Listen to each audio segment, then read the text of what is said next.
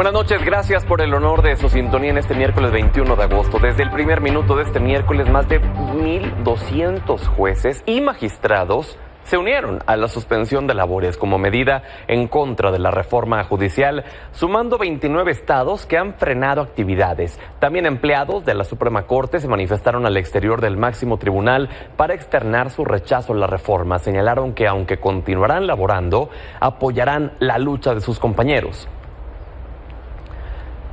Este tema de la suspensión de labores hizo que la presidenta electa Claudia Sheinbaum se pronunciara al respecto. Consideró que se trata de un asunto político y no laboral, como los trabajadores del Poder Judicial sostienen en sus manifestaciones. Dijo que aunque sus protestas son respetables, criticó que un grupo de juzgadores siguen cobrando sus salarios sin laborar. Se respeta su protesta, sí es muy importante que el pueblo de México sepa. Cuando un trabajador asalariado se va a paro, a huelga, no cobra salarios. Ya después, cuando se levanta la huelga, se negocia si hay pago de salarios caídos, etcétera, etcétera. Pero aquí ellos están yendo a paro cobrando su sueldo. Por cierto, el Colegio de Abogados de Nueva York, a través de un desplegado, dijo oponerse a cualquier acción del gobierno mexicano que pudiera comprometer al Poder Judicial. Consideró que la reforma incluye elementos violatorios a los estándares en materia de derechos humanos, por lo que pidió que sea respetada la independencia judicial en conformidad con el derecho internacional. Vamos a cambiar de tema, y es que ya dio inicio la contienda por la dirigencia nacional del PAN. Jorge Romero y Adriana Dávila se presentaron ante la comisión organizadora del partido para hacer oficiales sus aspiraciones. En su cuenta de X, Romero detalló que recorrerá el país para recorrer así cada rincón, para juntar firmas y pasar a la fase de campaña. Por su parte, Dávila afirmó que quiere reconstruir al partido desde su base, de la mano de los militantes. Vamos a lo que ocurre en la mañanera, lo que aconteció esta mañana, pero antes lo invitamos a que no se pierda las crónicas del adiós, los últimos 100 días de gobierno del presidente López Obrador, por Carlos Díaz Barriga en milenio.com. Ahí puede leer esta crónica de los últimos días del presidente. Y hablando del presidente López Obrador en su mañanera, pidió hoy a los consejeros del INE y a los magistrados del Tribunal Electoral no cometer la barbaridad de modificar por presiones la asignación de plurinominales que da la mayoría calificada a Morena, e insistió en que detrás de la oposición a que se obtenga esa mayoría está el interés de que no avance la reforma al Poder Judicial. Vamos a esperar a ver qué resuelven en el Consejo, en el Tribunal Electoral. Pues que se ajuste a las reglas, a lo que establece la Constitución, que no se vaya a cometer por presiones la barbaridad de modificar la fórmula y violar la Constitución y la ley. No nos adelantemos, pero sí es un buen tema, a ver qué van a resolver, qué fórmula van a utilizar. Sobre el mismo tema, la presidenta electa Claudia Sheinbaum afirmó este miércoles que el anteproyecto del INE para el reparto de plurinominales y que considera la mayoría calificada para Morena y aliados aplica la fórmula que establece la Ley de Procedimientos Electorales, y aclaró que lo único que se pide al INE es que se cumpla con lo establecido por la Constitución.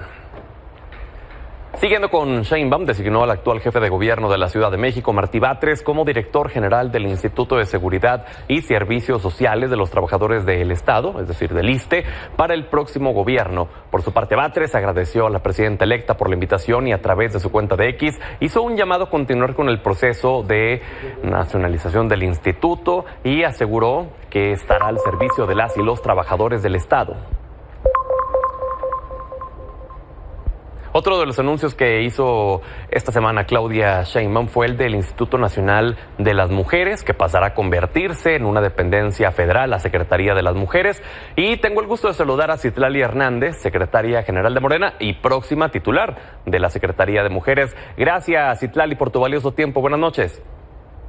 Hola, Pedro. No, al contrario, un gusto saludarte a ti y al auditorio. ¿Cómo asumes esta encomienda? Pues mira, con mucha emoción, con mucha expectativa y con mucha responsabilidad, es decir, transita el instituto hacia convertirse en la Secretaría de las Mujeres.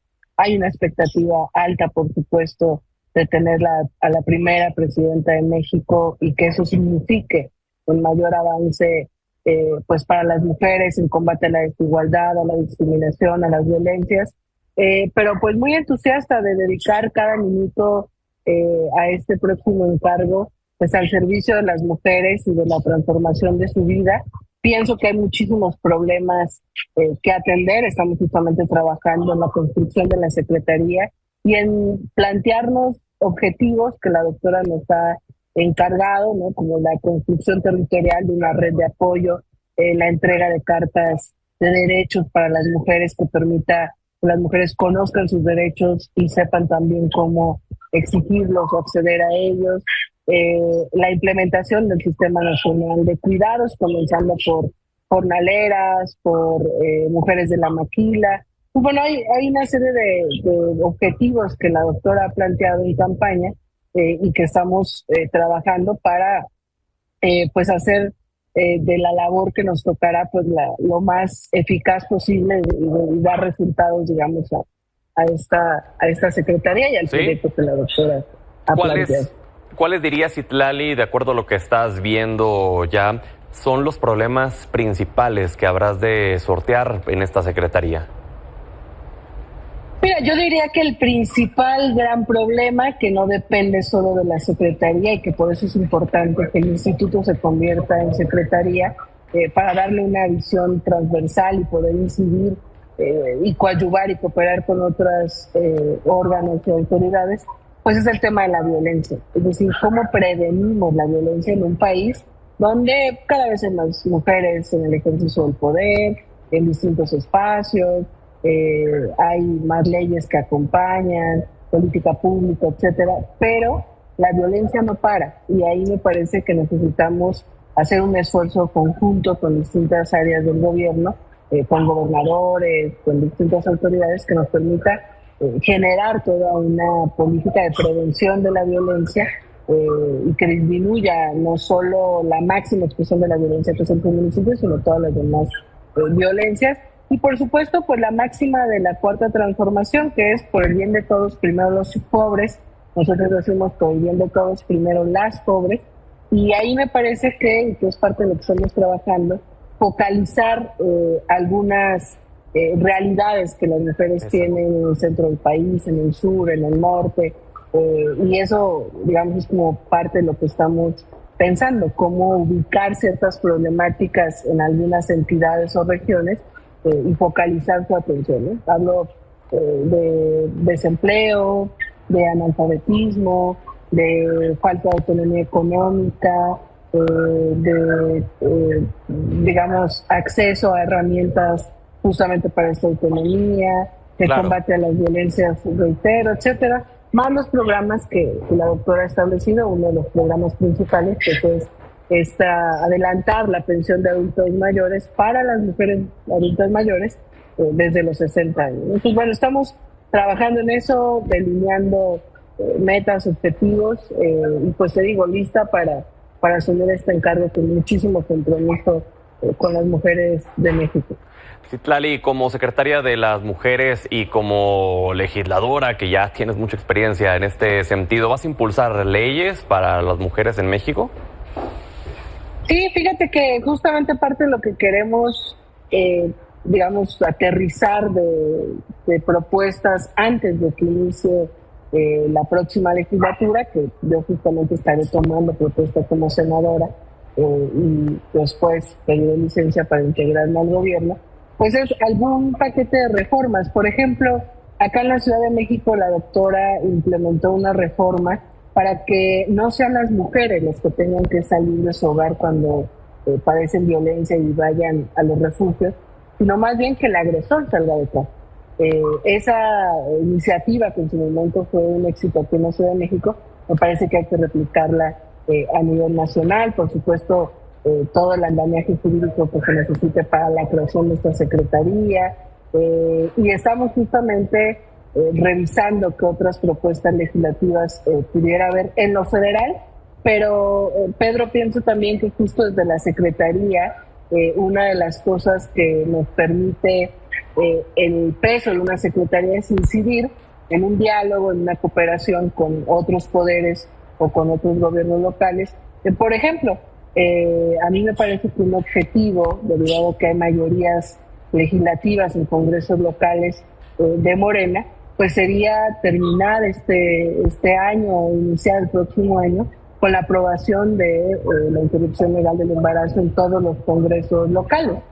Todavía hay entidades de la República donde, a pesar de que la Suprema Corte de Justicia ha planteado pues la urgencia de legislar al respecto, pues hay lugares donde todavía por algunas presiones conservadoras o por no considerarse prioridad, pues no se han aprobado. Claro. Pero bueno, eso es tan solo uno de las varias acciones legislativas que también podrían darse, insisto, a nivel federal y por supuesto a nivel local, que también siempre es importante la legislación en los estados. Sin duda. Y antes de que se nos acabe el tiempo, ya por último, Citlali, para todas las mujeres que te están escuchando, que te están viendo, ¿a qué se compromete la próxima secretaria de las Mujeres de México?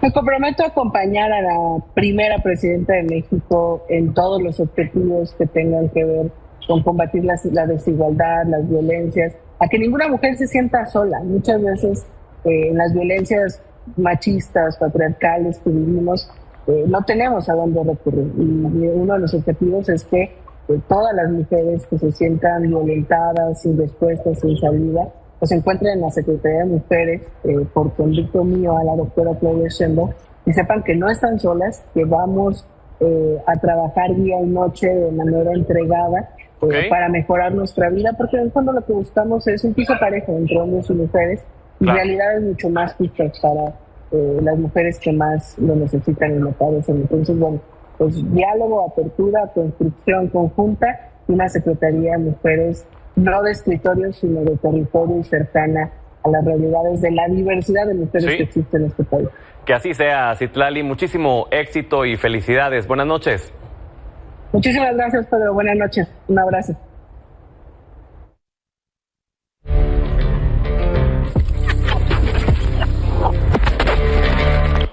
Es miércoles de Política Joven. Está con nosotros Sofía Otero, creadora de contenido de análisis político, Jimena Villicaña, activista por la oposición, Stephanie Lavalle, congresista nacional de Morena, y Dalia Greenberg, analista política.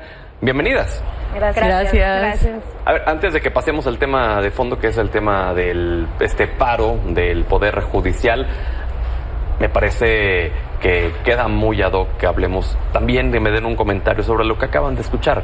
Se eleva a rango de secretaría ya lo que era el Instituto de las Mujeres. Citlali Hernández va a estar a cargo de eso. La escucharon. ¿Qué opinan respecto de los compromisos que manifestó Sofía? Bueno, evidentemente sabemos que en México tenemos una crisis de violencia de género. Que eleven a este rango a secretaría la cuestión de las mujeres, pues responde a una preocupación genuina que existe, y pues lo único que creo que todas y todos en general deberíamos desear es el mejor éxito a Citlali. Dalia. Pues creo que es una gran noticia que se haya elevado a rango de secretaría el tema de las mujeres. Creo que habla mucho de que Claudia sí tiene un compromiso con las mujeres en este sexenio, y ojalá que pues se haga más por las mujeres, porque creo que cuando estuvo en la Ciudad de México, en su gobierno de la Ciudad de México, creo que dejó mucho que desear en el tema de las mujeres. Entonces, pues esperemos que elevara a rango de secretaría, y sobre todo poniendo a Citlali, que es una mujer que yo admiro mucho, que puedo no compartir algunas cosas que ella piensa, pero creo que como feminista y como su carrera política y como en general siempre ha apoyado a las mujeres, creo que es un gran nombramiento, y que pues le deseo mucha suerte, y ojalá que no sea como fue en la Ciudad de México. Jimena. Coincido con las compañeras, creo que es un buen comienzo de la primera mujer presidenta electa en este país, Claudia Sheinbaum, elevar a secretaría este espacio tan importante para salvaguardar pues la integridad y la vida y la dignidad de las niñas y mujeres en este país. Desearle el mejor de los éxitos, y ahora sí que esto me recuerda un poco a la canción de Vivir Quintana, compañera presidenta, que dedicó tanto a Xochitl Gálvez entonces como candidata y a Claudia Sheinbaum, que es decirles eso, ¿no? Ahora están asumiendo no solamente este rol tan importante de ser pues ahora sí la mandataria más importante del país, sino que además tiene que llevar consigo siempre presente todas las luchas que hemos encabezado las mujeres, hacerlas valer y desear el mejor de los éxitos a Citlali. Stephanie. Sin duda es la muestra clara de que las cosas están cambiando en este país, en donde las mujeres pueden ser presidentas de la República y que el que se eleve a una Secretaría de Estado antes que era un instituto y que se mantuvo así durante muchos sexenios, da muestra clara de la importancia que tienen las mujeres en general en la vida social en nuestro país, pero también en la vida pública. Y sobre todo que se haya puesto a un personaje como lo es la compañera Citlali Hernández, que tiene un gran apoyo por parte de las colectivas a nivel nacional, ¿sí? Y sabe perfectamente lo que es el feminismo. Entonces esto nos queda muy claro que para dónde va la política en materia de mujeres de la actual presidenta electa, la doctora Claudia Sheinbaum. Ahora sí, vamos al tema del paro del Poder Judicial por esta reforma que se pretende impulsar, que ya llegó el borrador del dictamen el día viernes y este lunes será ya el dictamen ya final. Sofía. Bueno, primero que nada, están perfectamente como trabajadores, trabajadoras en su derecho de hacer este paro, también integrando a juezas, a magistradas. Se me hace extraño cómo ahora personas en cierto sector, bando político, están tratando, y digo, no voy a generalizar diciendo que todo el mundo para nada, pero están tratando de pintar una narrativa como si fueran delincuentes, ¿no? Como si deberían perseguirles por obstrucción de justicia, ataques constantes también de que deben renunciar a su salario y entonces a partir de ahí discutir. Creo que, primero que nada, defender el derecho de todas las trabajadoras a irse a paro si creen que tienen que hacerlo para defender sus derechos laborales. Dicho eso, creo que, digo, como recomendación, si alguna de ellas está viendo esto, creo que es importante o sería importante que simplificaran sus exigencias, porque toda la cuestión de la reforma judicial ha sido simplificada básicamente por el discurso presidencial diciendo: esto se hace por la justicia, queremos quitar la corrupción, entonces vamos a aprobar la reforma. Y pues, ¿quién estaría en contra de eso? Y ahora cuando salen las trabajadoras y trabajadores del Poder Judicial a decir que se está atentando contra sus derechos laborales, creo que no han sido capaces de comunicar de forma contundente, de forma clara, de qué están hablando exactamente. Claro, los despidos masivos por la elección, pero de forma concreta no lo están logrando y creo que eso hace que gran parte de la ciudadanía no pueda entender o empatizar. Empatizar, exactamente, que es lo que necesitan. Dalia. Creo que sí han hablado, por ejemplo, de algunas cosas que quedan muy claras y que creo que sus demandas son pues sumamente válidas, como por ejemplo el tema de que se elimina la carrera judicial, ¿no? El tema de, pues oye, para que yo entrara a este puesto tuve que hacer muchísimos exámenes, tuve que pasar muchísimas pruebas y muchísimos filtros, y como vas avanzando en el Poder Judicial es por mérito, y eso con una elección se busca eliminar. Otro tema, por ejemplo, que he visto que lo han tocado en las manifestaciones y en estos eventos que han hecho afuera de las instalaciones, han dicho, por ejemplo, esta queja de, a ver, en el Poder Judicial es una gama enorme de personas de muchísimos puestos, en donde claro que están los puestos que ganan mucho dinero y que están los sueldos millonarios, pero también están miles de puestos abajo que no ganan sueldos millonarios, que están ahí sin corrupción, que están ahí realmente por la pasión de la justicia. Y creo que esas dos exigencias, que creo que coincido, o sea, el tema de la reforma judicial es sumamente compleja. Muy amplio, ¿no? Demasiado compleja, o sea, creo que si no eres experto y has trabajado en el Poder Judicial, cuesta mucho trabajo entender las diferencias, y creo que eso sí ha faltado un poco aterrizarlo. Jimena.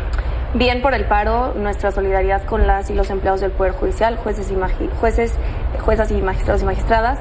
Creo que es importante que se hagan escuchar, que hagan valer su voz, sobre todo porque venimos de esta serie de foros que fueron nada más que una simulación, en donde precisamente no se les dio este espacio para expresar sus inconformidades, o no a la magnitud que les debieron haber dado el espacio. Y creo que sí, las exigencias van ligadas a los derechos primero de ellos como empleados, que les van a vulnerar, pero también la exigencia va pues en este grito desesperado de que esta reforma al Poder Judicial es un capricho que no tiene sentido alguno y que no mejora el sistema de justicia que tenemos en nuestro país, porque los problemas hoy en el Poder Judicial es que acceder a la justicia es caro, es lento el proceso, está colapsando el Poder Judicial, y que además es poco accesible, y la reforma no resuelve de fondo ninguna de estas problemáticas. Y creo que entonces es muy valioso lo que están haciendo hoy las y los empleados del Poder Judicial, pues haciendo valer la voz de muchísimas mexicanas que exigimos una reforma, sí, pero que sea acorde a lo que necesitamos las y los mexicanos. Stephanie.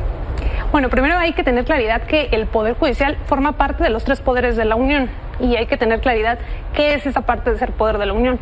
Es como si un día, imaginemos un día que el presidente Andrés Manuel o cualquier presidente amanece diciendo que va a suspender actividades al igual que el gabinete en función, suspensión de actividades. Y obviamente esto nos parece surreal, nos parece ilógico, porque el presidente o el presidente en turno forma parte de un poder. O que un día los senadores o diputados dijeran vamos a suspender actividades. Evidentemente esto nos suena ilógico, hasta veo la cara de sorpresa de todos. Exactamente pasa lo mismo, porque en este paro se están sumando jueces, magistrados y ministros, y ellos son la parte que ostenta el poder dentro del Poder Judicial. Y lo que muchos quieren manejar es esta retórica en donde son los trabajadores simplemente, que están en todo su derecho, por supuesto, trabajadores empleados, pero no jueces, ministros y magistrados. Y eso es lo que quieren confundir a la sociedad, queriendo hacerlos como si fueran empleados. Y ellos no son empleados, ellos ostentan poder dentro del poder. Hay más de 53,000 empleados hoy en paro. Y además, qué irónico que digan que cómo están faltando a su trabajo y que salió la presidenta Claudia Sheinbaum a decir que todo trabajador asalariado cuando deja de trabajar tiene que dejar de percibir una remuneración. Pone ella el ejemplo de senadores, legisladores. Citlali Hernández, a quien le acabamos de desear mucho éxito, tuvo 423 ausencias como senadora y nunca dejó de cobrar.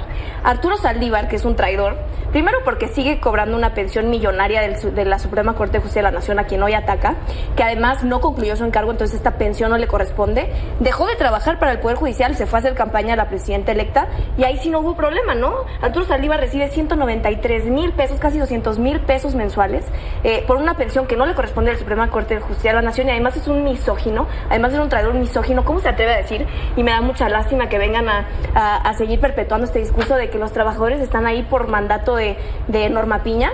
Qué misógino Arturo Saldívar al decir esto, y también qué misógino al decir que él la puso como presidenta de la Corte, ¿no? Y esto nada más relata el discurso de Morena. Esto es una venganza política de la Suprema Corte de Justicia de la Nación, porque como dije yo, no resuelve el tema de que es costoso acceder a la justicia, no resuelve el tema de que es lento para las y los mexicanos acceder a la justicia. Okay. No. Entonces, ¿cuál es el fin de esta reforma? Una venganza política, Norma Piña, que no estuvo a modo de los intereses del presidente, a diferencia de Arturo Saldívar, porque eso lo confesó el propio presidente en sus mañaneras. ¿Quiere responder algo? Volvemos a lo mismo, porque aquí ya están politizando el tema. Volvemos exactamente a lo mismo. Estamos hablando de la Constitución y ellos, como ostentadores del poder, jueces, ministros y magistrados, están faltando al artículo 17 de la Constitución. Aquí ya quieren politizar absolutamente todo, pero estamos hablando del paro específico. Ese es el tema de la mesa. El paro específico está violentando de estas 3 personajes que acabo yo de mencionar, que ahorita se suman y no se suman, ellos sí violentan a la Constitución. ¿Por qué? Porque están obstruyendo la impartición de la justicia.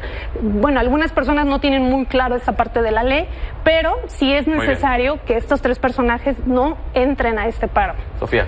Bueno, regresemos al paro. La pregunta es ¿por qué, no? Entonces salen trabajadores, como ya comentamos, juezas, magistradas, ministras también a unirse a este paro. Y hablabas, Dalia, de pues todas estas afectaciones a sus derechos laborales, pero sigo al punto. Sigue sin quedar claro cuáles son esas vulneraciones. Sabemos que la reforma contempla despidos masivos, pero los puestos que se van a poner a votación, que entonces se refiere a esos despidos masivos, todas estas personas que son jueces, magistradas, etcétera, que van a ser despedidos, pues no estamos hablando tampoco de todo el Poder Judicial. Entonces ahí es donde yo externalizo la duda, como podemos tener la duda muchas personas en la ciudadanía, y entonces es nuevamente, ¿por qué es el paro? Parece como si el paro fuera nada más en oposición general a la reforma judicial, que recordemos fue un eje central de la campaña de Claudia Sheinbaum, que fue electa, y pues sabemos a razón, ¿no? Entonces, si Claudia no cumpliera pues ese mandato, estaría incumpliéndole a las personas que la pusieron en ese cargo y se metería en problemas ahí. Claro, Dalia. A ver, creo que algo que creo que no ha quedado claro y que creo que es justamente una de las cosas que deberían de estar diciendo más, y a mí me sigue sin quedar claro, ¿cómo una elección popular todo el discurso ha sido el Poder Judicial está corrupto, Entonces vamos a elegir a los miembros del Poder Judicial porque así se va a acabar la corrupción. Es un experimento. Y es algo que yo no entiendo porque en los diputados hay corrupción, en los senadores hay corrupción y son electos, en los presidentes municipales que son electos hay muchísima corrupción, en los alcaldes hay muchísima corrupción y son electos. Y sigue sin quedar claro cómo todo lo que dice la reforma judicial va a lograr el objetivo que es acabar con la corrupción. No existe una correlación que explique y no lo han dejado claro. Y yo creo que eso es lo que deberían de estar, por ejemplo, los trabajadores del Poder Judicial expresando, ¿no? Que nos elijan por voto popular no significa que va a acabar la corrupción. Todos los otros puestos son electos por voto popular y ahí sigue la corrupción en todos los puestos. Tenemos que ir a la pausa, pero les prometo, les invito a que la siguiente semana continuemos con el tema. Todavía hay mucho de qué seguir platicando, entonces si nos lo permiten, las esperamos la siguiente semana. ¿Les parece? Claro. Vamos a la pausa, regresamos.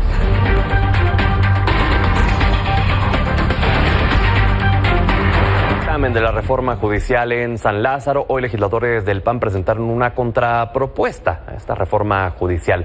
Está con nosotros Noemí Luna, ella es secretaria nacional del PAN y próxima coordinadora de los diputados panistas. Bienvenida. Muchas gracias, Pedro. Muy contenta de poder estar acá en una semana que ha tenido de todos los temas. Hemos discutido sobre la representación que se pretende dar en la Cámara de Diputados, también sobre esta discusión que se está dando en este momento al seno de la Comisión de Puntos Constitucionales. Y bueno, hay muchísimos temas como la anulación de la elección en Zacatecas, y lo refiero porque al final todos tienen una causa en común: el totalitarismo con el que pretende conducirse la Cuarta Transformación. ¿Qué es lo que están proponiendo ustedes en específico en el tema de la reforma judicial? Hoy vimos que presentaron una contrapropuesta. ¿Qué contiene? Mira, comentarte en primera instancia que nosotros no peleamos con el diagnóstico.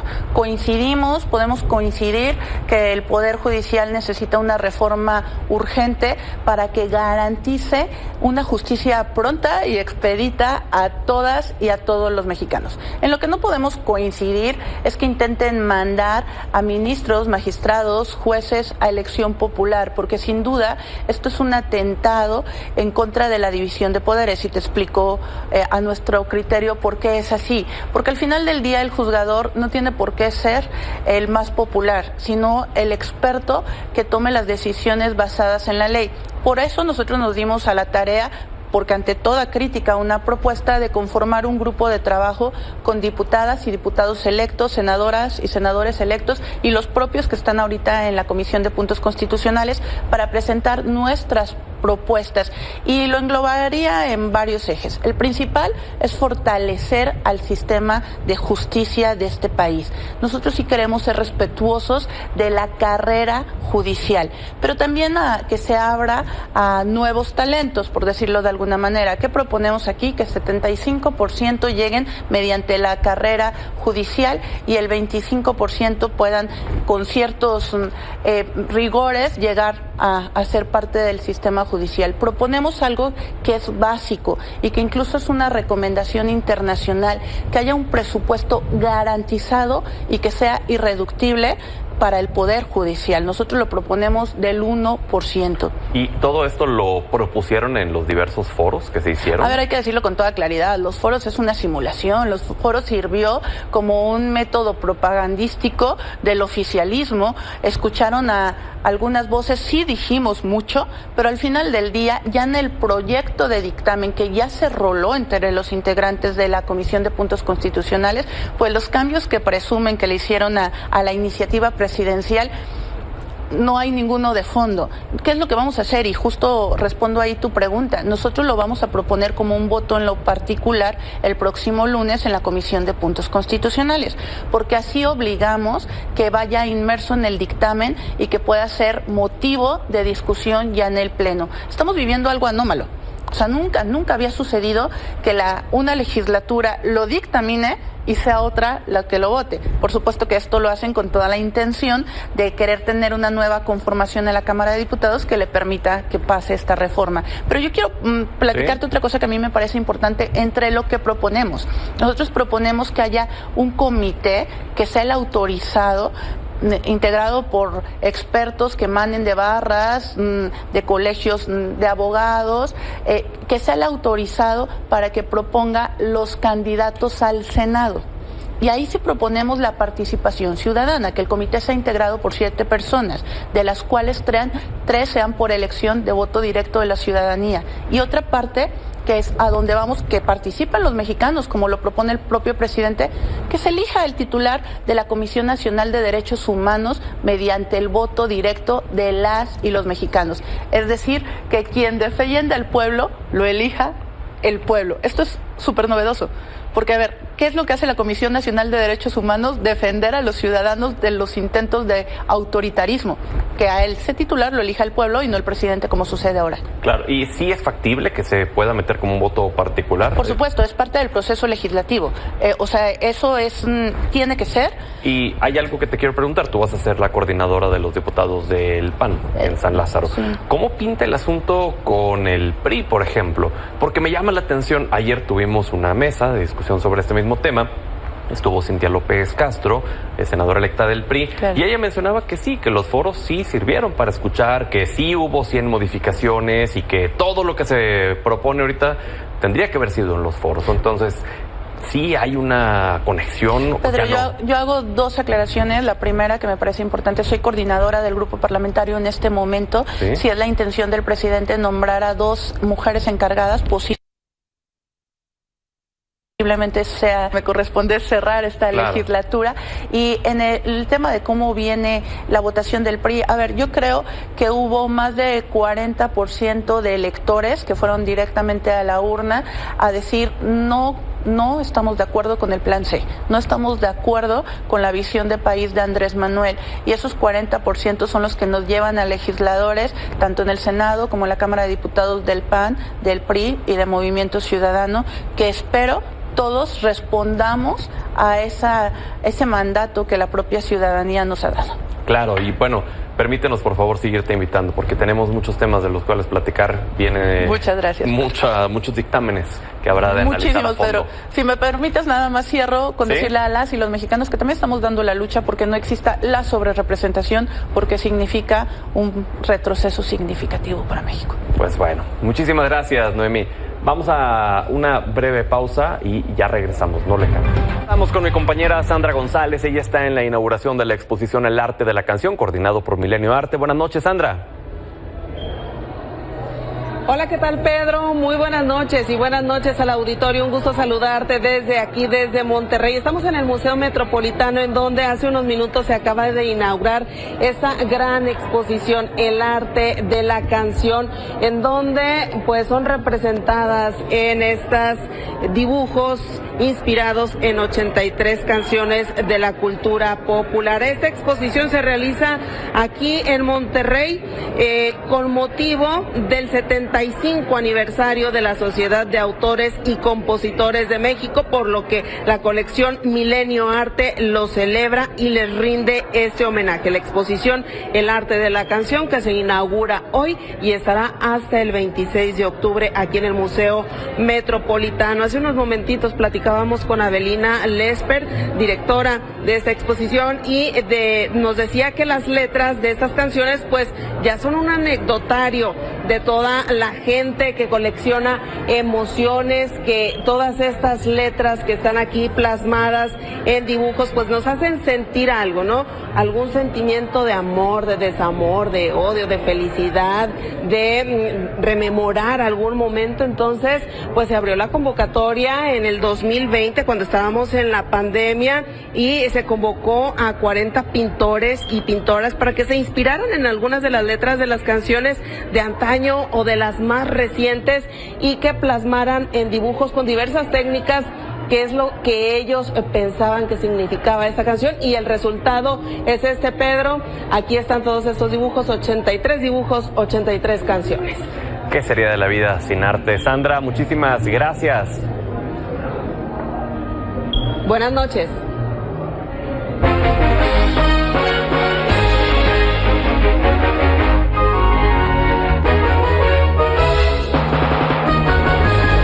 Buenas noches, don Manuel Somoza. ¿Cómo le fue a los indicadores hoy? ¿Qué tal, Pedro? Muy buenas noches.